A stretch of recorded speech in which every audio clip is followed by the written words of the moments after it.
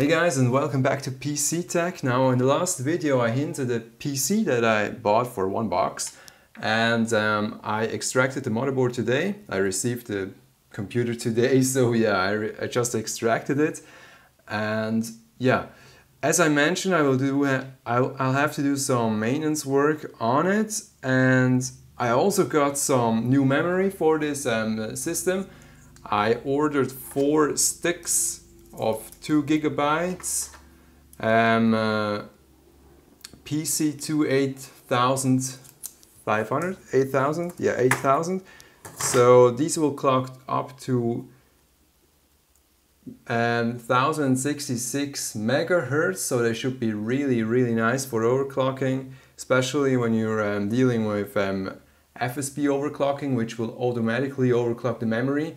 So yeah, we should be fine with this, with these sticks, and we will also have 8 gigs. So yeah, it should be decent for nowadays standards, and they are really fast too. I mean, they have timings of 5, 5, 5, 15, so very narrow timings. Then I also had one of these little fans lying around. I will use this one for cooling the northbridge, and also one part of the VRM, so like yeah, the left side of the VRM, because they're connected via this heat pipe here.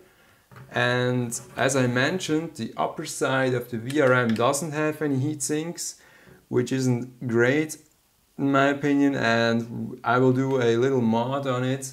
I also happen to have some of these little heat sinks lying around. I bought them off AliExpress a long time ago, and you can basically just glue them on top of the VRM by using some of the thermoplaster that I also bought off AliExpress. Yeah, these are some minor mods that I will do to this motherboard, but yeah, I will mainly do maintenance work on it, because it is really important to make sure that all the components run cool enough and stable. This is also very important. And yeah, just in order to make sure that they will be stable, you will have to make sure that they run cool enough. So we'll have to replace the thermal paste and maybe also the thermal pad under this heatsink here. So I will guide you through all these steps. Here's Editing Fabio speaking, and you will first of all need some sort of a plier just to make sure that you can remove these clamps that are holding like the heat sinks on a motherboard. They go all the way through the motherboard, and yeah, when you have like a plier, it makes your life just so much easier. You can press them together and they will just they're kind of spring-loaded, and they will jump up and out of the motherboard, and it will allow you to remove the heat sinks very easily.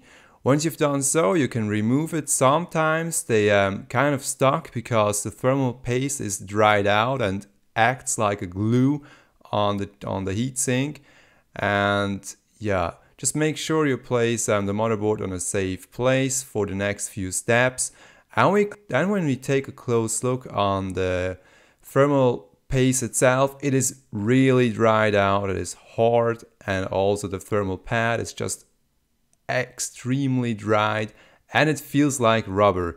And yeah, so I will have to remove this one as well with some cheap thermal pads that I got off AliExpress, and the same with the thermal paste that I also got out from AliExpress. Now when it comes to removing all the thermal paste, you will have to remove it mechanically. So you have to kind of get it off the surface area however you do it, and then you just have to clean the surface area with isopropyl alcohol just to make sure that all the residue is gone. The same on the chipset. Please don't remove anything on the chipset mechanically, and just with the isopropyl alcohol. And yeah, your parts will look like new again. Then you just have to put on some thermal paste and thermal pad and put it back together, and you will be ready. There it is, the newly cleaned and maintained motherboard. I actually had to swap out the thermal pads on the VRM. They were really dry and kind of rubbery, so I really had doubts on its thermal conductivity by the time of now, and so yeah, I just replaced them with some cheap thermal pads that I bought off AliExpress as well.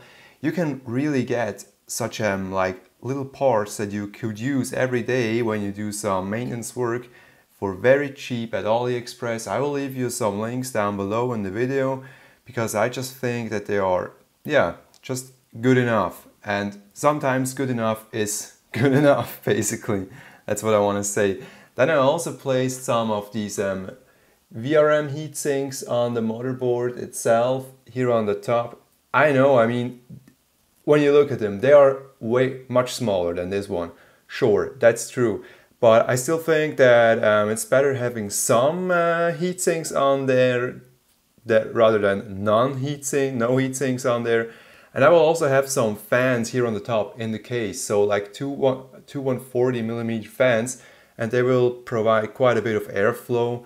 So they should be nice. And I also removed this stupid plate that was here on this heatsink. I mean, why on earth does a manufacturer put a plate over a cooling surface when it prohibits airflow? I mean, that's just stupid. That's just stupidity, like 100%. And I also don't understand why manufacturers are putting all these IO plates thingies out of plastic over the top of their VRM cooling. I mean, that's so stupid. I really, when I see that, yeah, it drives me nuts. And so, yeah, I just removed it. That I have a plain and simple heatsink that is actually a heatsink. It has nice fins on there, and I expect it to perform really nicely, especially in my very well ventilated case. Then I also placed this little fan here on top of the northbridge, and it should actually cool down the northbridge and the heatsink for the VRM on the left side.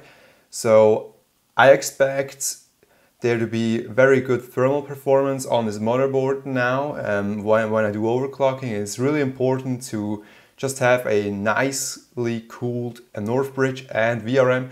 Because when you do overclocking with these older CPUs on these older platforms, you will do it very often. Not all the time, because you could get Extreme Edition CPUs, but these CPUs, they have locked multipliers.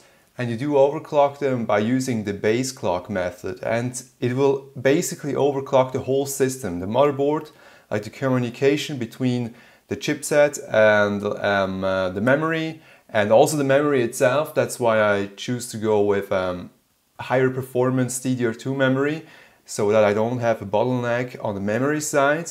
Even though I'm really wondering about whether 8 gigs will limit my memory and my overclocking capability with this platform, because it will kind of put a lot of stress on the CPU. So I will see. Maybe I will do some testing with an 8 gig configuration, and then with a 4 gig configuration, just to see what the difference might be. I also removed the thermal paste down here. It was also a thermal pad, and it was really dry and rubbery as this one was, and I just put some thermal paste on it. I mean, actual thermal paste, go figure. And yeah, so that's basically it. I did a little test on this board if it still boots, and it's still absolutely fine. So this part is ready to go. And yeah, I'm really looking forward to it. Then what I also got with this computer was this Arctic Freezer 7 Pro cooler. And when I get heatsinks and fans, like this one, I mean, when you just take a look at them right now, they are very clean, aren't they? And some people ask me, how on earth do you get these heatsinks so clean? I actually just wash them under the water.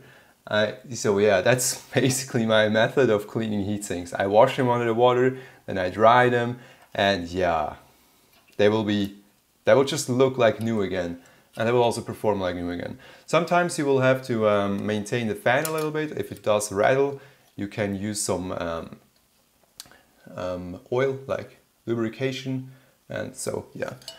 Then I also got this power supply with the build, which is, no, it isn't a Be Quiet.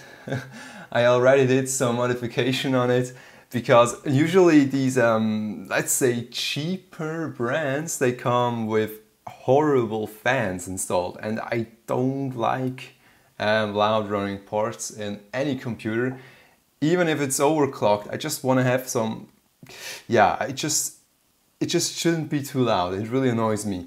So I replaced the fan. I had some issues because there's usually some sort of a jitter, like going over the top of this fan, and it prohibits the fan from spinning. So I just cut it out there so that you will only have the fan here.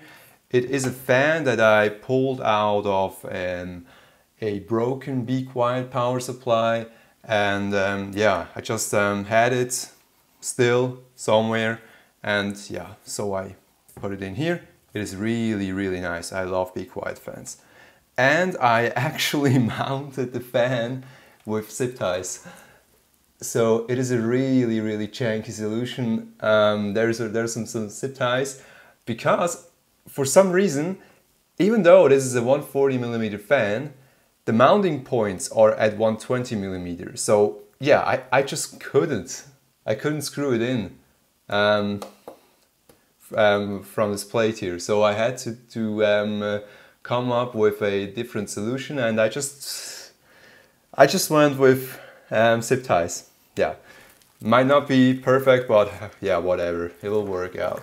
So just to show you the power plate of this power supply now, and it has 4 12-volt rails, which is nice. Each of them are rated at 18 amps, so this power supply should be absolutely sufficient for doing my overclocking work, especially because I'm only doing like with quad cores, and so they won't draw a horrible amount of powers, and the 600-watt power supply should be good enough in my opinion. So that's a power supply, and now I'm actually still waiting on the SSD. I actually bought a 500GB SSD that I will just place in the case, which is the Meshify C that I'm also still waiting on. And yeah, so that I have like a base platform where I can swap in and swap out motherboards. Yeah, so yeah, basically that I have an overclocking system where I can do some swaps very easily. And I also have some very special parts coming in the next 2 or 3 weeks. And yeah, I'm really looking forward to it. So with that little hint, I'll let you go, and I will see you in the next video. And yeah, I hope you enjoyed this one, and bye.